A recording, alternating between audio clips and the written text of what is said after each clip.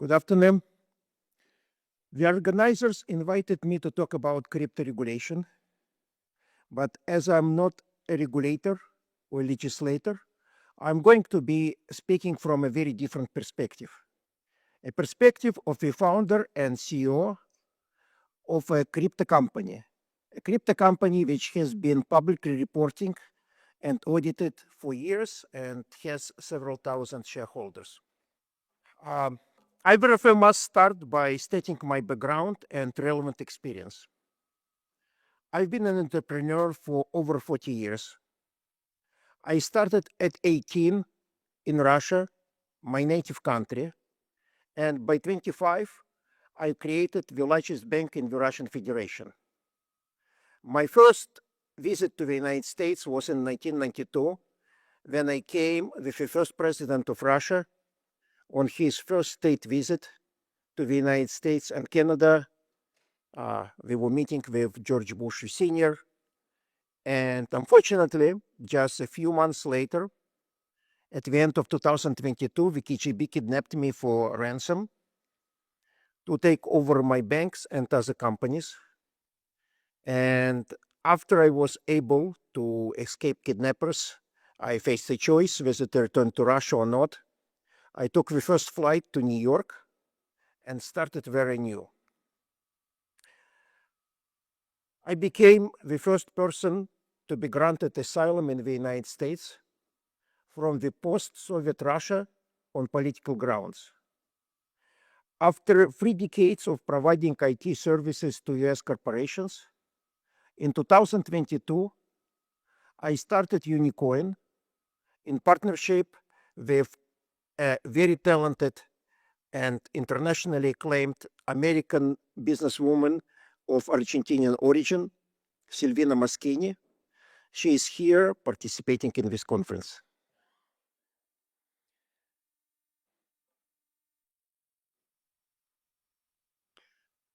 The subject of crypto regulation is extremely important, and not only for our company. It's important for the entire country because the stakes are very high. Leadership in the future of money. Issuing the world's primary fiat currency gives the United States unique advantages which other countries lack. When we launched Unicoin in 2022, one of our directors who was presenting Unicoin at major events around the world was Rosie Reyes, a recent treasurer of the United States. She likes to say that she made more money than any other person on the planet. And she is correct. It was indeed her, not Elon Musk, not Warren Buffett. She made $1.2 trillion, all in cash, except she made that money not for herself, but for the United States government. And that emission of $1.2 trillion is an example of the extent to which the United States benefits from issuing the world's primary currency. But cash is becoming a thing of the past.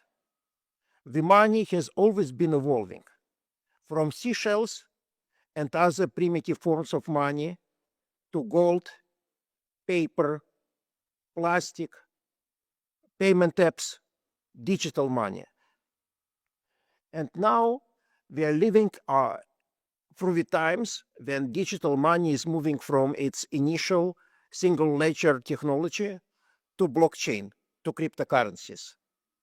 The United States has the potential of becoming the dominant cryptocurrency country in the world, the crypto capital of the world.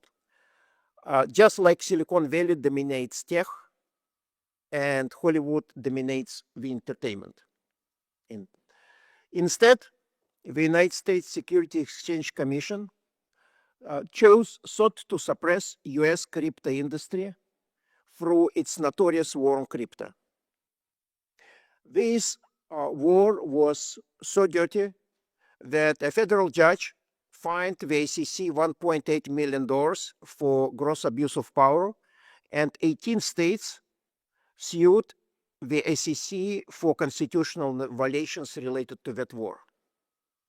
In parallel, Operation Choke Point 2.0 resulted in systematic debanking of many crypto companies. My company, Unicoin, has been debanked by at least 10 major banks in this country. Every time it happened in the same fashion, through an anonymous, unsigned letter, where the bank was informing us that they chose to close an account. Then an embarrassed branch officer would say off the record apologetically that the bank had no desire to close the account, but was forced to do so by the FDIC and the Federal Reserve, which instructed the US banking industry not to provide banking services to crypto companies. And I'm sure by now I may be losing attention of at least some of you, because you may be thinking, I'm talking about the previous situation. It's the old news. The war on crypto is over. Now the country has pro-crypto legislators, the pro-crypto SEC chairman, the pro-crypto CFTC chairman, the pro-crypto president. But not so fast. While positive changes are undeniable, the United States is still a very far distance from being a crypto-friendly jurisdiction. In fact, there are no new crypto laws or regulations in effect. And while last year the Congress passed and the President signed into law the Genius Act, that act regulates only one niche of the crypto market, stablecoins. And that law is not going to take effect until next year or later. The fate of the Digital Assets Market Clarity Act remained uncertain. Most disturbingly, the war on crypto continues, and our company is the epicenter of its dramatic showdown. That happens despite our company having been arguably the most compliant cryptocurrency company in the country. In fact, we were the only one that chose to be audited and publicly reporting. We spent over $10 million on compliance. We adhered to compliance standards so high that 2 exhaustive year-long investigations by the SEC found no violations. In order to collaborate efficiently with the regulators, we invited to our board of directors several high-level former government officials, including a recent Treasurer of the United States, a former SEC commissioner, a former White House CFO.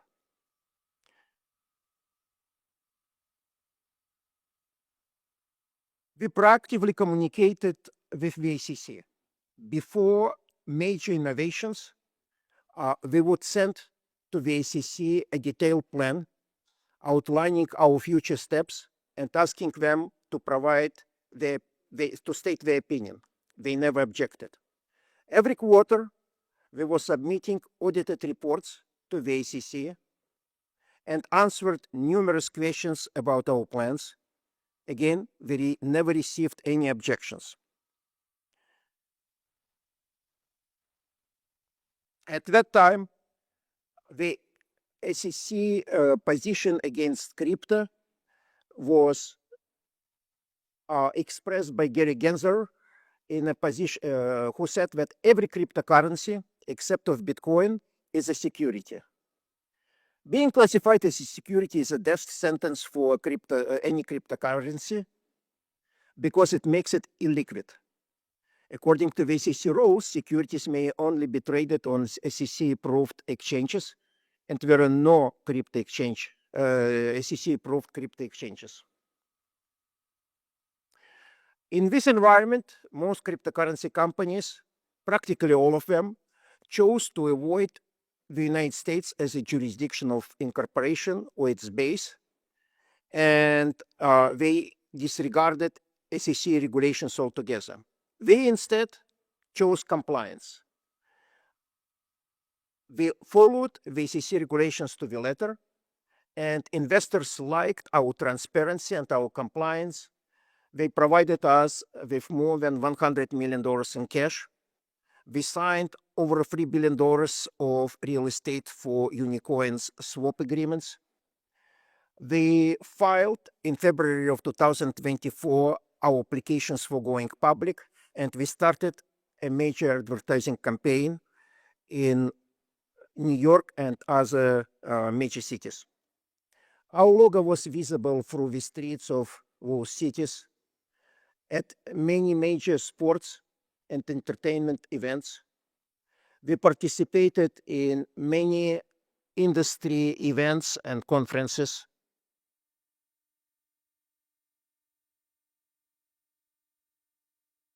And our billboards were seen by millions of people. And we were noticed, not just by the industry, but by then SEC Chairman Gary Gensler, who decided to destroy our company through aggressive lawfare. That lawfare inflicted colossal damages on our shareholders, estimated at $25 billion. I'm not going to bore you with details of that persecution. You can find it described in detail in my book called Unicoin, War on Crypto and Future of Money. You can easily find it on Amazon. If you have no patience for reading a book, at waroncrypto.us, you can find our interviews on various TV channels. At the very same destination, waroncrypto.us, you can find a documentary which discusses all aspects of that persecution. I'm just going to mention a few relevant facts. SEC commissioners almost always approve the Division of Enforcement's recommendations. So Gensler's team had the lawfare against Unicoin rubber-stamped by the commission last May, and our request for meetings with the SEC Crypto Task Force was denied. Federal rules prohibit us from communicating directly or indirectly with the SEC commissioners or their staff. In short, there is no way for us to bring to the commissioners' attention the absurdity of a situation in which their employees are continuing with the dirtiest of a war on crypto persecutions. The case against Unicoin is so crudely fabricated that it's likely to become the most embarrassing story of the SEC's war on crypto. I won all 5 of my previous litigations with the United States government, and I'm certain that it's going to be 6 out of 6.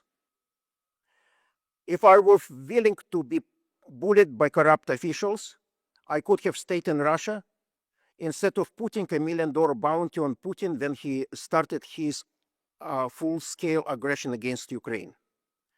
Instead, in the 1990s, a U.S. immigration court granted me political asylum in this country specifically for opposing corruption. That fight cost me my fortune, one of the largest in Russia, but I don't regret my choice. And therefore, I refuse to engage in settlement talks offered by Gensler's enforcers. I intend to expose the conspiracy in court and seek compensation for the damages they inflicted on our shareholders. Please make no mistake, it's not an isolated case of the SEC against Unicoin.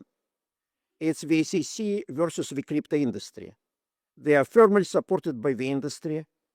The Digital Chamber, the largest crypto association, has requested a permission from court to file its motion to dismiss our case and invited me to be a keynote speaker at the blockchain summit later this month.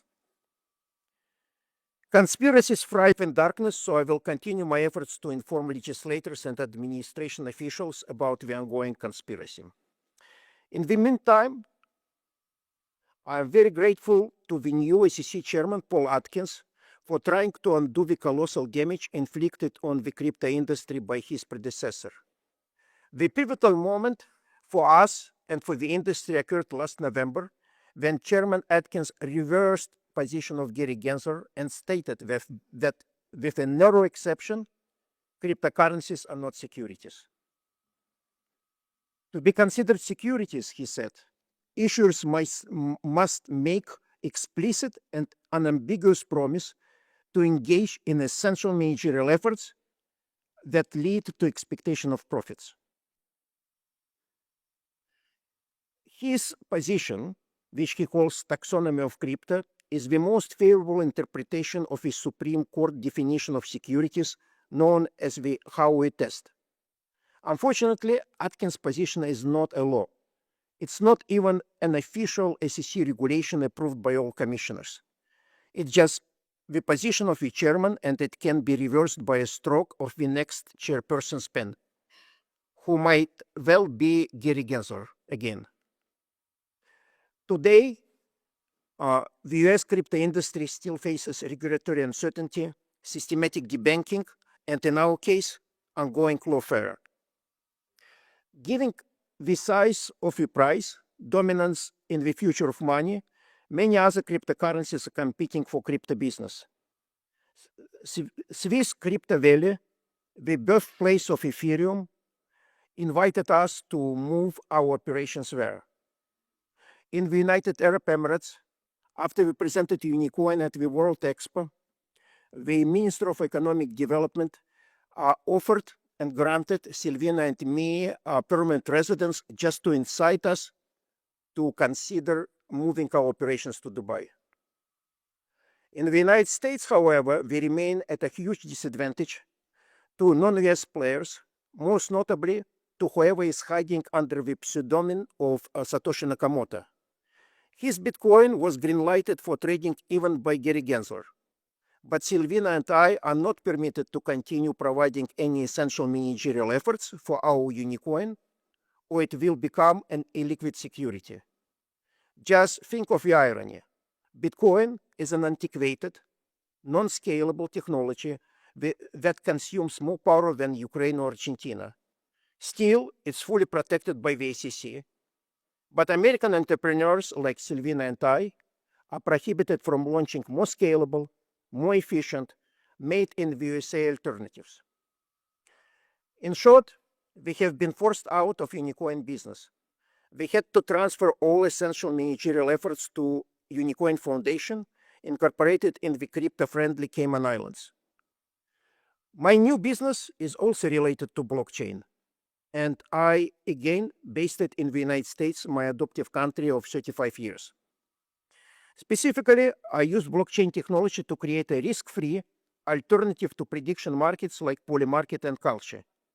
I intend to launch it formally at the DC Blockchain Summit this month. Safe Bets motto is never lose on your bets. My objective is to scale it to 200 million users by 2030. I'm proud to share that Unicoin Foundation chose to make Unicoin the network token for safe bets. People around the world will be able to mine Unicoins on safe bets using proof of intelligence. Unicoin will be known as the smart coin for smart people. Despite the ongoing lawfare assault by the SEC, Unicoin is poised to become a leading cryptocurrency. President Trump, as well as Chairman Atkins and Selig, stated that the objective is to make America the crypto capital of the world. To make it happen, the most important steps shall be passing the Clarity Act, ending systematic debanking of crypto companies, and putting an end on the ongoing war on crypto.